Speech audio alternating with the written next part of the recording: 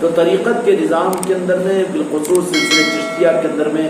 راس نوازشوں کا نظام قال کبھی کبھی ہوا ہے، قال کبھی کبھی ہوا ہے استثنائی حالات کے اندر میں، ورنہ ہر جگہ تو ان چھوٹوں کے لیے نوازشوں کے جو راستے کھلتے ہیں ان بڑوں کی طرف سے کہ جن کو ان کا بڑا بنایا گیا، کیوں کہ ان کا بڑا ہی تو ان بڑوں کو پہچانے گا کچھ، یہ نہیں ہوگا کہ چھوٹے ایک بڑے کو انگل کر ان سے اوپر کے بڑوں کو پہچان لے۔ ایسی استثنائی صورت کے اندر میں کہ جہاں پر راس بڑوں کی نوازش ہوتی ہے، کبھی کبھی قال صدیوں میں کبھی کبھی ایسا موقع ہوا سلسلے چشتیہ کے اندر میں کہ راس غریب نواز صابر پاک اور بڑے اولیاء اکرام راس نوازشوں کے لیے دروازے کھولتی ہے، یہ اصول نہیں ہے، بلکہ کبھی کبھی حالات کی نزاکت کے اعتبار سے خطرات سے بچانے کے لیے چیز ہو جاتی ہے،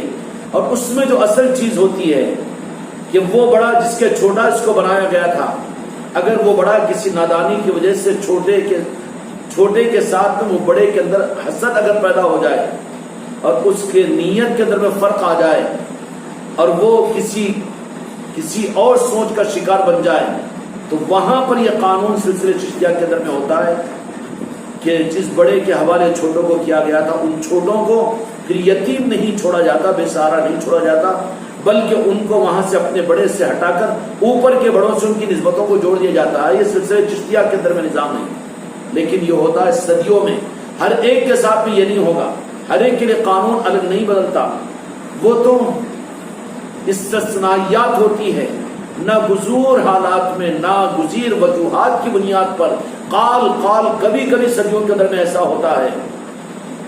اب خوش قسمتی سے سلسلے چشتیہ کی نسبت اس خانقاہ محمدی اجمیری نصرتی کو ملی کی ہے، تو یہاں پر ہم بھی اپنے آپ کو الرٹ رکھے اس بات پر کہ کیا واقعی بڑوں کی نظر میں بھی ہم کو اپنے چھوٹوں کا بڑا بنایا گیا ہے؟ اب یہ چھوٹوں کی عافیت اور چھوٹوں کی حفاظت اس میں ہوگی کہ جن کو بڑوں نے ان کو اس کا بڑا بنایا ہے، اب ان بڑوں کی طرف دیکھنے کے بجائے اس کے بڑے جس کو بنایا گیا ہے انہی پر ان کی نظر ٹکی بھی رہے، جمی بھی رہے، کیا رہے؟ ٹکی بھی رہے، جمی بھی رہے۔ یہ سلسلے چشتیہ کی خاص چیز ہے جس سے ترقیات کے راستے کھلتے چلے جاتے ہیں، اور اس کے لیے میرے سلطان الہند خواجہ غریب نواز نے اپنی حیات ظاہرہ کے اندر میں دہلی شریف میں تشریف لا کر بابا قطب الدین بختیار کاکی رحمۃ اللہ علیہ کے پاس بیرون شریف میں تشریف لائے، اور لانے کے بعد میں یاد کیا کہ تمہارا ایک بچہ اور ایک بھی تھا جس کا نام فرید تھا، فرید کہاں ہے؟ تو کہا کہ سرکار وہ تو خانقاہ میں پڑا ہوا ہے، وہ 6 مہینے روزے رکھتا ہے اور نقاہت اور کمزوری کی وجہ سے زمین سے اٹھا نہیں جا رہا ہے اس سے، تو کہے کہ چلو ہم خود جا کر ملیں گے۔ سلطان الہند کو تشریف لائے، کیا ہوا؟ تشریف لائے تو کہا کہ فرید کہ حضور دادا تشریف لائے ہیں، دادا حضور تشریف لائے، سلطان الہند تشریف لائے ہوتے ہیں۔ تو بابا فرید الدین گنج شکر رحمۃ رضوان نے اپنی آنکھوں کو اٹھا کر سر کو اٹھا کر دیکھا تو فوراً زمین پہ جیسے سانپ رینگتا ہوا ہاتھوں کی مدد سے چلتے ہوئے آ کر اپنے پیر و مرشد بابا قطب الدین بختیار کاکی رحمۃ اللہ علیہ کے پیروں کو پکڑ لیا۔ بابا قطب الدین بختیار کاکی خود نہیں کہے ہوں گے، غریب نواز نے چشتیوں کو بتانے کے لیے بتا دیا کہ کہا کہ بابا فرید، بیٹا فرید، سلطان الہند ہے، میرے بھی پیر و مرشد ہے، میرے تاج ہے، میرے آقا ہے، تمام اولیاء کے آقا ہیں وہ تو، اور وہ کہ سلطان الہند کہ بہت کچھ دنیا میں بعد میں بنیں گے، لیکن غوث و خواجہ دنیا میں جیسے مولا علی ایک ہے ویسے ہی مراتب اور مقامات کے اعتبار سے غوث و خواجہ جیسا کوئی نہیں بن سکتا۔ کہا کہ سلطان الہند کھڑے ہوئے ہیں، تو بابا فرید گنج شکر رحمۃ رضوان نے کیا فرمایا کہ سرکار مجھے تو آپ کے قدموں اور آپ کے در کے علاوہ اور آپ کے قدموں کے علاوہ کچھ اور نظر ہی نہیں آتا۔ وہاں یہ رخ بتا دیا کہ کیوں کہ خواجہ خواجگان کو بابا فرید نے فرمایا کہ میں کیا پہچانوں، میری کہاں اوقات ہے۔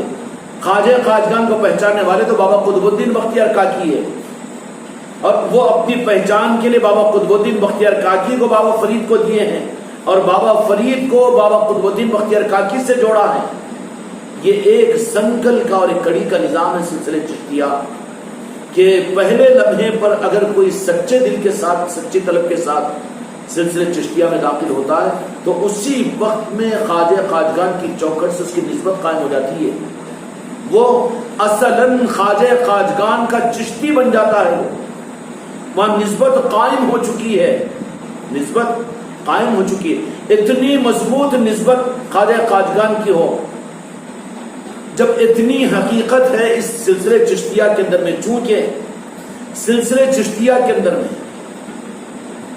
یہ سلسلے چشتیہ کا نظام ہی کچھ عجیب نظام ہے، عجیب نظام ہے۔ خواجہ خواجگان کے سلسلے چشتیہ کے بالمقابل اور سلاسل کے اندر میرے بچوں، خانقاہوں میں ان سالکین اور طالبین اور مریدین کو عمر کے 17 سال صرف ایک وقت کا کھانا بعض اوقات 3 دن میں ایک مرتبہ کا ملتا، اور اگر خانقاہوں میں پڑے ہوئے رہتے تھے، بھوک و پیاس کے فاقوں کو برداشت کرتے ہوئے، راتوں کو جاگتے ہوئے دریاؤں کا تالابوں کا پانی پیتے اور آگے خانقاہوں کے اندر میں ریاضتیں کرتے رہتے، اس کے باوجود بھی ان کو داخلہ مرید ہونے کا نہیں ملتا تھا۔ بہت یہ سب کچھ منزلوں کے گزرنے کے بعد جب دل سے سب کچھ بھی نکل جاتا اور دل بالکل پاک و صاف ہو جاتا، دور دور تک خودی کا احساس نہیں، خدائی کا احساس نہیں، خود نمائی کا احساس نہیں، اپنے نام کو بھی بھول جاتے اور اپنے وجود کو بھی بھول جاتے اور اپنے مقام کو بھی بھول جاتے، اپنے گھر کو، اپنے مال و اسباب کو، اپنے بیوی بچوں کو بھی، اور اپنے اسٹارٹر کو بھی، اپنی کوالیفائڈ ہونے کو بھی، اپنے خاندان کو بھی بھول جاتے، اور اس درجے پر جا کر کہتے تھے کہ تم کون ہو؟ پھر وہ دل کی گہرائیوں کے ساتھ میں کہتے کہ میں کون ہوں؟ میں تو صرف آپ کا غلام ہوں، میں تو آپ کے قدموں کی خیرات ہوں، میں تو آپ کے قدموں کی دھول ہوں۔ اور یہ الفاظ نہیں ہوتے تھے، بلکہ حقیقت میں وہ اس بات کا ثبوت عملی صورت میں 15 17 سال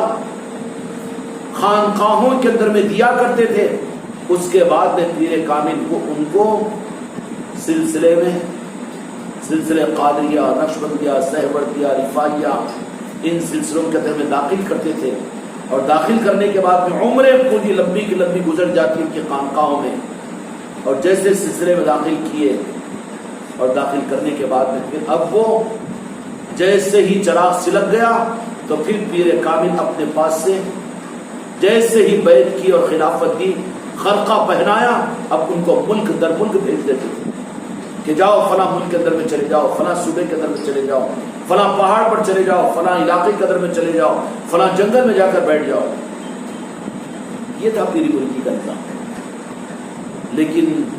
سلسلے چشتیہ کے اندر میں چونکہ راز اس کی نسبت نالن پاک مصطفیٰ رحمت العالمین صلی اللہ علیہ وسلم کے نالن پاک سے، راست مدینے کی چوکٹ سے،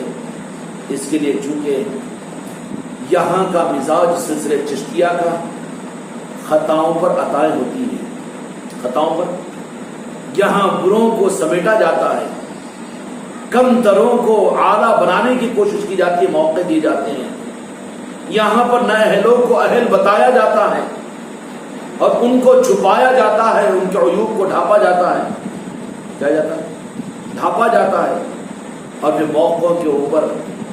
ان کو سامنے کیا جاتا ہے کہ نہیں سرکار یہ ہے۔ اس لیے ایک موقع پر بابا فرید الدین گنج شکر رحمۃ اللہ نے یہ بات فرما دی کہ اللہ قیامت میں اگر مجھے پوچھے گا کہ اے فرید کیا لے کر آئے، تو ایک لفظ کیا بابا فرید الدین گنج شکر رحمۃ اللہ علیہ بھول گئے اس چیز کو کہ آپ کے 11 سال کنویں میں الٹے لٹکنے کی ریاضتیں، اور پھر پوری دنیا میں سیر اور جنگلوں کی تنہائیوں میں 6 مہینے کے ایک سحر کے ساتھ میں روزے بابا فرید الدین گنج شکر کے، اور کہاں کہاں تک آپ نے جنگلوں کے سفروں کا اختیار نہیں کیا، کتنی ریاضتیں مجاہدے، لیکن کیا وجہ ہے کہ ایک موقع پر یہ بات فرما دی، کیا فرما دی کہ اگر اللہ تبارک و تعالیٰ مجھ سے قیامت میں پوچھے گا کہ تم کیا لے کر آئے ہو ہمارے لیے، تو وہاں پر بے ادبی معاف، یا بابا قطب الدین بختیار کاکی سمجھنے کے لیے میرے بچوں کو سمجھانے کے لیے تاکہ یہ سمجھ جائے، تاکہ خطرات میں نہ پڑے اور کہیں کچھ ظاہری طور پر کچھ کرنے اور قربانیاں دینے کے باوجود محروم نہ ہو جائے، سنبھالنے کے لیے میں عرض کر رہا ہوں۔ تو ظاہری طور پر تو یہ کہہ دینا چاہیے تھا نا، کیا کہہ دینا چاہیے تھا کہ میں بابا قطب الدین بختیار کاکی کی نسبت لے کر آیا ہوں، آپ کا مرید ہوں، آپ کا خلیفہ ہوں۔ یہ نہیں فرمایا، بلکہ کیا فرمایا؟ اللہ اگر مجھ سے پوچھے کہ بابا فرید تم نے ہمارے لیے ہمارے پاس سے ہمارے قابل کیا لے کر آیا، تو میں صابر پاک کو پیش کر دوں گا۔ کس کو پیش کروں گا؟ اگر ہمارے دل و دماغوں کے اندر میں، ہمارے چھوٹوں کے معاملات کے اندر میں بدہضمی ہے تو اس سفرے کو ختم کرو میرے بچوں، ورنہ ایسیڈیٹی کا شکار ہوں گے۔ اچھی اچھی تعلیمات اور اچھی اچھی نوازشیں تمہارے حلق کے نیچے نہیں اترے گی۔ یہاں کی مجلسوں کو اتنی ہم نے نظر سے اگر گرا دیا تو پھر یہاں کے نظاموں کو جو نظر سے گرائے ان کی تربیت کی کوئی امید ہوگی؟ سلسلے چشتیہ کے اندر میں تو یہاں پر اٹکا دیا جاتا ہے جن کے پاس اس کو لا کر روک دیا گیا۔ سلسلے چشتیہ ہے، سلسلے چشتیہ میں تو خواجہ قاجگان مالک ہے سلسلے کے، نوازشیں قیامت کے آخر پیدا ہونے والا انسان بھی اس سلسلے میں چشتیہ میں داخل ہوگا، راست غریب نواز کی نگاہ اس پر ہوگی، نوازش ہوگی، لیکن اس کو یہ سوچنے کا حق نہیں کہ میں سارے سلسلوں کو، سارے درمیان کی کڑیوں کو چھوڑ کر راست غریب نواز ہی سے فیض حاصل کر لوں گا اور یہ کہنا شروع کر دے یا غریب نواز، یا غریب نواز۔ تو بابا وہ غریب نواز بھی جو دنیا کو چلانے والے ہیں وہ تو خوب سمجھتے ہیں کہ تیرا یا غریب نواز کہنا بھی تیری غرض کے لیے ہے یا صحیح رخ کے لیے ہے، یا غریب نواز کہہ کر آواز بھی دے تو پھر غریب نواز اس کا جواب بھی تو یہ دیں گے کہ اپنی پہچان کے لیے جن کے ہاتھ میں تجھے ہاتھ دیا ان کو نہیں پہچانا تو ہم کو کیا پہچانے گا؟ بابا فریع الدین گنج شکر رحمت الرضوان نے کیا فرما دیا کہ سرکار میرے پیر و مرشد آپ کے قدموں کے علاوہ مجھے کوئی اور قدم نظر ہی نہیں آ رہے، حالانکہ سلطان الہند آخری حد یہ فرما دی۔ اور دوسری طرف میں بابا فرید نے بھی بات فرما دی، شکر گنج رحمت الرضوان نے، کہ کیا فرما دیا کہ اللہ اگر مجھے پوچھ لے کیا لے کر آئے ہو تو ہمارے دماغوں کے اعتبار سے تو یہ نا، میں تو بڑے پیر کا مرید بن کر آیا ہوں، میرا پیر تو ایسا باکمال تھا اور میں تو یہ تھا، میں تو سلسلے چشتیہ کا تھا۔ کیا فرمایا بابا فریع الدین گنج شکر نے؟ اگر رب پوچھ لے تو میں یہ کہوں گا کہ میں صابر پاک کو پیش کر دوں گا۔ صابر پاک کون ہے؟ پیر نہیں ہے، مرید ہے، خلیفہ ہے۔ میرے بچوں اپنے آپ کو سنبھال کر چلاؤ اس لائن کے اندر میں،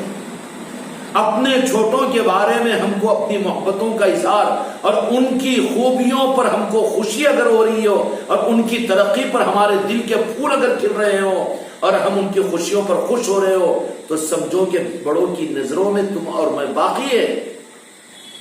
تو کیا فرما دیا بابا فریع الدین گنج شکر رحمۃ اللہ علیہ نے کہ اللہ اگر یہ پوچھے گا بابا فرید، ادھر بھی بابا قطب الدین بختیار کاکی رحمۃ اللہ علیہ خواجہ خواجگان بھی تشریف فرما تو کہا کہ ان پیروں کے علاوہ مجھے کچھ اور نظر نہیں آ رہا ہے۔ تو پھر کیا کیا؟ اس پر ناراضی کا اظہار نہیں فرمایا بلکہ کہا کہ سچا سپاہی ہے بابا فرید گنج شکر، قطب الدین بابا قطب الدین، اس شہ سوار کو، اس شہباز کو، اس کے پروں کو جکڑ کر کب تک رکھو گے؟ اس کی پرواز تو چوتھے آسمان تک ہے، کھول دو پر اور اس کو پہنچا دو، منزل عطا کر دو، خلافت عطا کر دو۔ جیسے بابا قطب الدین بختیار کاکی رحمۃ اللہ علیہ نے خدموں سے خلافت تک پہنچے تو سلطان الہند بابا فرید کی ذات وہ ذات ہے کہ جن کو اپنے پیر اور دادا پیر دونوں کی خلافت ایک وقت میں ملی ہے۔ سلطان الہند نے بھی اٹھایا اور اپنے سینے مبارک سے لگایا اور لگا کر کہا کہ قطب الدین، اچھے شہباز کو تم نے تیار کیا ہے کہ اتنی پرواز، اتنے اڑان ہونے کے باوجود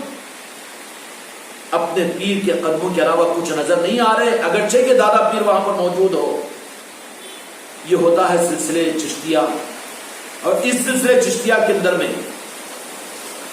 چونکہ اس سلسلے چشتیہ کی نسبت راز خواجہ خواجگان کی نسبت اور سلسلے چشتیہ کی نسبت مولا علی اور پنجتن پاک اور دو جہاں کے مالک کے ساتھ میں، رحمت العالمین کے ساتھ میں راست ہے، اس وجہ سے سلسلے چشتیہ کے اندر میں عوام کو بھی بیعت کیا جاتا ہے اور یہاں پر کمیوں پر بھی کمالات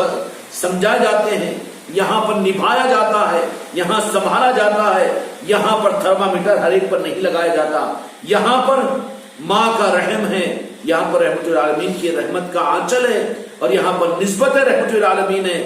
مگر اس کی وجہ سے ہم اپنے آپ کو دھوکے میں نہیں ڈالنا، بلکہ اتنا ہی زیادہ اپنے آپ کو سنبھال کر رکھیں۔ یہ بہت آسان رخ میں بتا دیا ہوں کہ اپنا ہمیشہ اپنا جائزہ ہم لیتے رہے کہ ہم کو پیر صاحب کی اگر کوئی تعریف ہمارے سامنے کرے تو اس پہ خوش ہو رہے ہیں، ماشاءاللہ یہ آدمی بھی ہمارے پیر کو پہچان رہا ہے۔ یہ کمال کی چیز نہیں ہے، بلکہ تمہارے دل کے اندر میں اگر تمہارے چھوٹوں کی، تمہارے بچوں کی، تمہارے بعد بننے والے مریدوں کی، ان کی ترقیوں پر اور ان کی اچھائیوں پر، ان کی تعریف پر اس سے زیادہ خوشی کا اظہار ہو تمہارے دل کے اندر میں کہ ہاں یہ ہمارے چھوٹوں کو یہ کمالات نصیب ہو رہے ہیں، تو سمجھنا کہ تم بڑوں کی نظروں میں ہیں۔ اگر برخلاف اس کے اگر ذہن میں یہ آ گیا کہ کل کو آئسو والے اور یہ کل کا بنا ہوا مرید، انہیں ایسا کیسا ہو سکتا ہے، اس کو یہ کیوں مقام ملا، کیا کہیں ڈنڈی تو نہیں مار دی گئی کہ ہم کو بازو رکھ کر کے اس کو تو آگے نہیں بڑھا دیا گیا، یہ ذہن میں اگر آ گیا تو فوراً وہاں پر علاج کروانا چاہیے اور ایک قدم پیچھے ہٹ جانا چاہیے۔ اور ایک قدم پیچھے ہٹنے کا مطلب کیا ہے کہ پیر کی خدمت سے تمہاری اصلاح نہیں ہوگی، بلکہ ان نئے مریدین کی خدمت میں لگ جاؤ، ان کی خیر خیریت میں لگ جاؤ، اور ان کے پلیٹوں کے دھونے میں لگ جاؤ، اور ان کے ہاتھ دھلانے میں لگ جاؤ، اور ان کو اپنے ہاتھوں سے کھانے کا نوالا بنا کر کھلانے میں لگ جاؤ۔ اس میں تمہاری اصلاح ہوگی۔ کس میں ہوگی اصلاح؟ اس میں ہوگی، کیونکہ تم اپنے بڑوں کی نظر میں اسی وقت میں رہو گے جبکہ اس رنگ کو تم لیے ہوئے ہو۔ اور بڑوں کا مزاج یہ ہے کہ وہ اپنی تعریف پر، اپنی منقبتوں پر اور اپنے معاملے کے اندر میں بڑائیوں کے پر وہ خوش نہیں ہوتے۔ ان کا دل تو اللہ اور اس کے محبوب اور اس کے حبیب بن چکے ہوتے ہیں۔ مولا علی ان کو وہ سب کچھ عطا کر چکے ہوتے ہیں، ایک نظر بھی پوری دنیا کی عزت کی طرف میں غریب نواز ڈالتے نہیں ہیں، نہیں ڈالتے، کیونکہ وہ تو ان دولتوں کو حاصل کر چکے ہوں تو جہاں کے مالک نے انہیں اتنا مستغنی کر دیا کہ وہ عزتوں کے بانٹنے والے ہیں، وہ دنیا کے بانٹنے والے، تو ان کو دنیا سے کیا مطلب ہے؟ پھر ان کی خوشنودی کیا ہوتی ہے؟ ان کی خوشنودی ہوتی ہے کہ ان کی پہچان کرانے والا جو چھوٹا ہے، ان کے چھوٹے اس کو بڑا سمجھیں اور ان کے ساتھ میں ادب اور عظمت کے اعلیٰ درجے کے ساتھ میں رہے۔ اگر یہاں پر چوک ہو جاتی ہے اور یہ سوچ لیا جاتا ہے کہ نہیں یہاں کیوں رکے، ہم تو آگے بڑھ جائیں گے، اور پھر بھی امتحان کے لیے بات ذہن کے اندر بعض اوقات امتحان کے لیے، تربیت کے لیے ڈالتا چلا جاتا ہے کہ بھائی آپ کا معاملہ تو ڈائریکٹ ہو چکا ہے، اب اولیاء کا مراقبہ کر لو اور اولیاء کے ساتھ اپنی نسبتوں کو قائم کر لو۔ یہ تو امتحان کے لیے ہوتا ہے، ان کی نظروں کے دلانے کے لیے ہوتا ہے۔ وہاں پر پیر کی منشا کئی رخ کے اعتبار سے ہو سکتی ہے کہ دوسرے اولیاء کے سامنے بھی کہ میرے بچوں کو، میرے مریدوں کو میں نے آپ کی محبت دلانے کے لیے آپ کی طرف میں بھیجا ہوں، سرکار نوازو ان کو، یہ بھی ہو سکتا ہے۔ اور کوئی رخ ہو سکتے ہیں، اور وہ پھر یہ بھی ہو سکتا ہے کہ پھر اپنی ایسیڈیٹی کو ختم کرنے کے لیے کہ سارا گپا گپتا میرا ہی حق ہے، میرے مرید اور میرے خلیفہ میری ہی بت پرستی کریں، اس سے بھی اپنے آپ کو بچانے کے لیے ہو سکتا ہے کہ ان کو اولیاء کے راستے پر لگا دے، اس لیے کہ زندوں کی طرف میں بھیجیں گے تو خطرات میں پڑ جائیں گے بچے، اس لیے اولیاء کی طرف میں بھیجا جاتا ہے۔ وہاں پر کوئی خطرہ نہیں ہوتا، وہاں صرف بچوں کی نوازش ہوتی ہے، حفاظت ہوتی ہے، وہ تو وہ پیر جانے۔ لیکن مریدین تربیت کے لیے سوچیں کہ اپنے چھوٹوں کی ترقی پر ہم خوش ہو رہے ہوں تو پھر یہ سند ہے اس بات کی کہ ہم اپنے بڑوں کی نظروں میں بھی ہے۔ اگر ہم اپنے چھوٹوں کی ترقی پر یا ان کے آگے بڑھنے پر یا ان کی خوشیوں پر اگر ہم ناراض ہو رہے ہیں یا دل کے اندر میں ذرا بھی، تو ہم ایسیڈیٹی کے مریض ہیں، اور نتیجہ کیا نکلے گا کہ بڑوں کی نظروں کے اندر بھی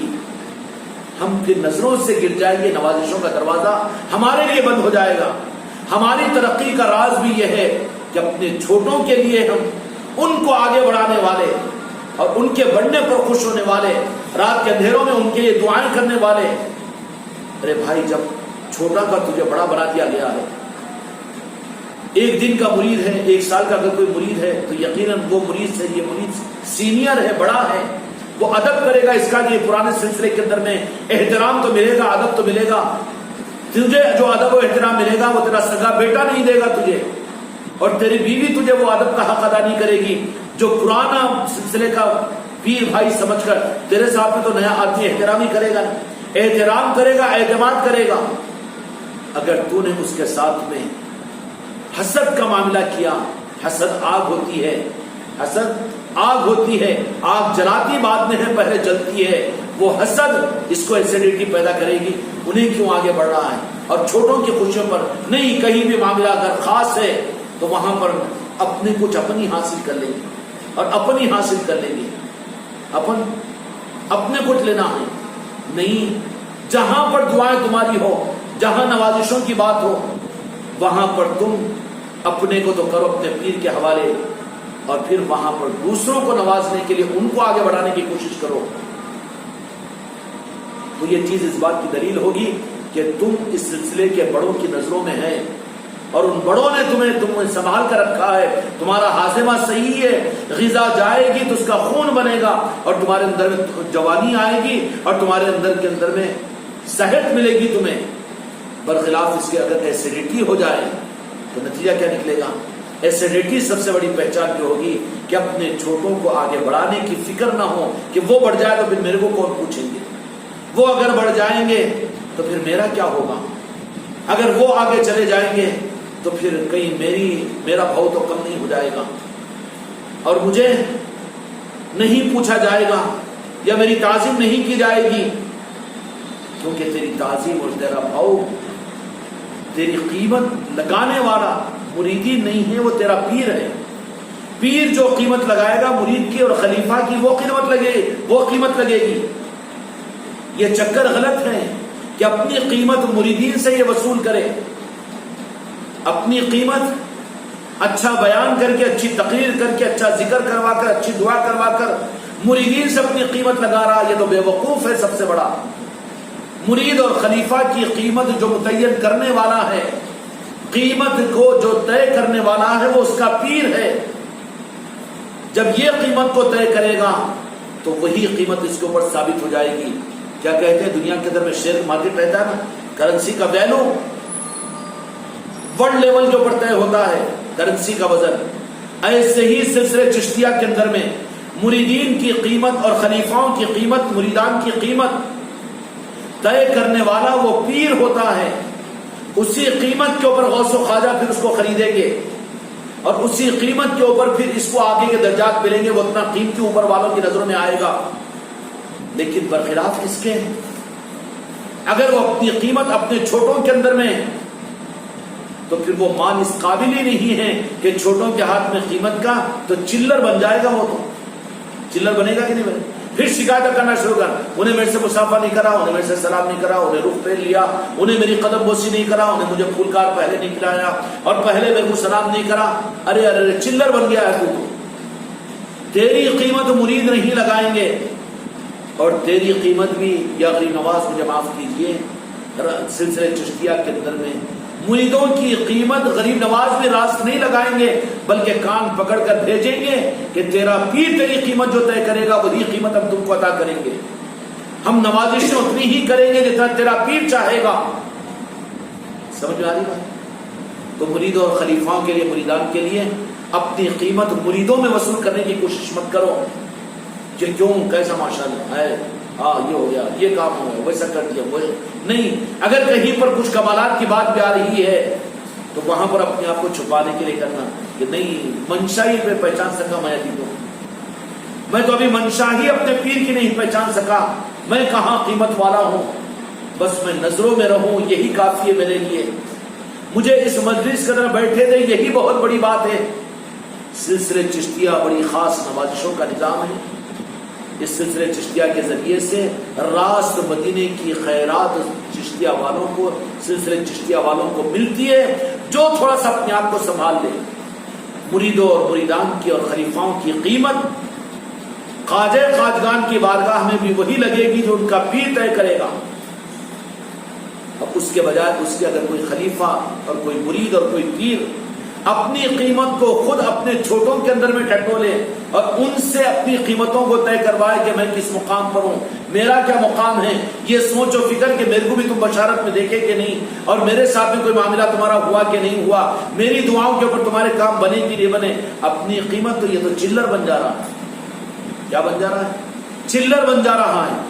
پھر شکایتیں کرے گا یہ مریدین کی، کیونکہ چلر خود اپنے آپ کو بنا دیا۔ قصور تیرا یہ ہوا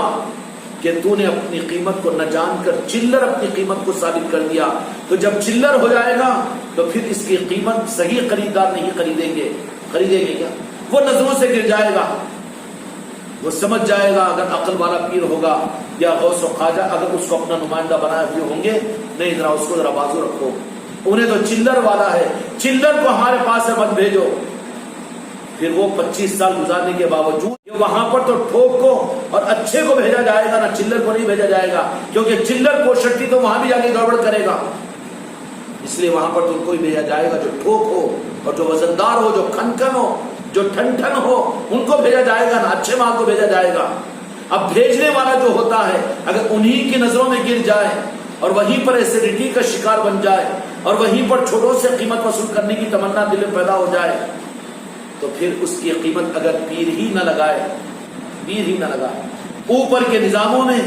اگر کوئی مرتبے کوئی مقامات بھی اگر دینا ہو تو اوپر والے بھی پیر کی طرف اس کو بھیجتے ہیں کہ جاؤ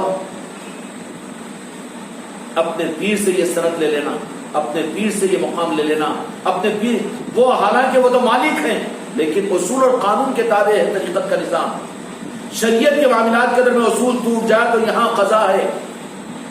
شریعت کے معاملات میں نماز قضا ہو جائے تو قضا پڑھ سکتے ہیں، یہاں فدیہ ہے اور یہاں پر جرمانہ اور ہرجانہ ہے، حج میں کوئی رکن کا معاملہ ہو جائے تو وہاں پر دم ہے شریعت کے نظام میں، لیکن طریقت کے نظام کے اندر میں کوئی قضا نہیں، یہاں پر کوئی دم نہیں، یہاں کوئی جرمانہ نہیں، بلکہ یہاں پر تو سیدھا نظر سے گر جاتا ہے کہ جو اپنے کا نہیں رہا، جو ہمارا تھا ان کی نظر میں نہیں رہا تو پھر ہمارے پاس میں کہاں آئے گا؟ سمجھ گئے؟ اس لیے سلسلہ چشتیہ یہ اصل طریقت کا وہ سلسلہ ہے کہ جس میں اگر سنبھل کر چلو تو اتنی ترقی ہے کہ پھر ان کے لیے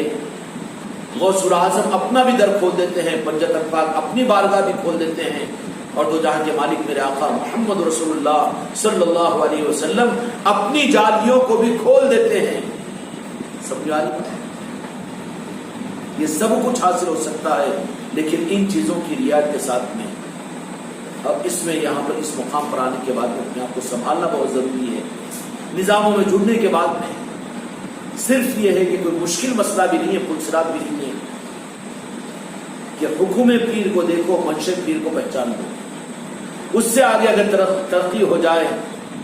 تو پھر منشا کو جاننے کی کوشش کرو۔ بول تو نہیں رہے ہیں لیکن چاہ کیا رہے ہیں، وہ بہت کامیاب مرید ہوتا ہے اور وہ پیر کا نور نظر بن جاتا ہے اور آنکھوں کا تارا بن جاتا ہے جو منشا کو سمجھنے کی کوشش کرے، جو بولنے پر بھی پیروں کو لڑکھڑائے، اتنا کہاں ہوتا ہے، ایسا کہاں ہوتا، وہ تو نظروں سے ذرا اتر جاتا ہے، لیکن جو منشا کو معلوم کرنے کی کوشش کرے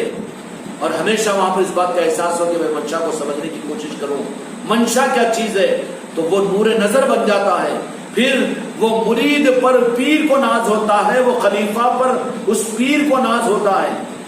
اور وہ کہہ دیتا ہے کہ رب اگر پوچھے کیا لے کر آیا ہے تو یہ نہیں کہ میں اپنے پیر کی اور نسبت کی بات نہیں کروں گا بلکہ اپنے مرید کو پیش کر دوں گا، اس لیے کہ وہ آنکھوں کا تارا بن چکا ہے۔ یہ سلسلہ چشتیہ کا نظام ہے میرے بچوں، اللہ تبارک و تعالیٰ اس نظام کے سمجھنے کی اور اس کے مطابق اپنے آپ کو چلانے کی توفیق عطا فرمائے۔ اس لیے یہ راس مدینے سے اس سلسلے کی چشتیہ نسبت جڑی ہوئی ہے طریقت کی، یہاں کی ترقیات بھی بڑی ہوائی جہازوں کی طرح سے ہیں، اور یہاں پر بھی قابلیتوں کو نہیں دیکھا جاتا، قبولیتوں کو دیکھا جاتا ہے، اور نظاموں کے اندر میں قابلیتوں کی بنیادوں پر ذمہ داریاں دی جاتی ہے، لیکن یہاں پر قبولیتوں کی بنیاد پر ان سے کام لیا جاتا ہے، اور یہاں کام کرنا نہیں پڑتا ہے بلکہ کام لیا جائے گا اور ان سے محاسبہ بھی نہیں کیا جائے گا بلکہ سرایا جائے گا۔ اس لیے میرے بچوں اللہ تبارک و تعالیٰ ہم کو اور آپ کو اس سلسلے چشتیہ کی قدردانی کی توفیق عطا فرمائے اور اپنے آپ کو سنبھال کر چلانے کی ہمت اور توفیق عطا فرمائے۔ بحق لا الہ الا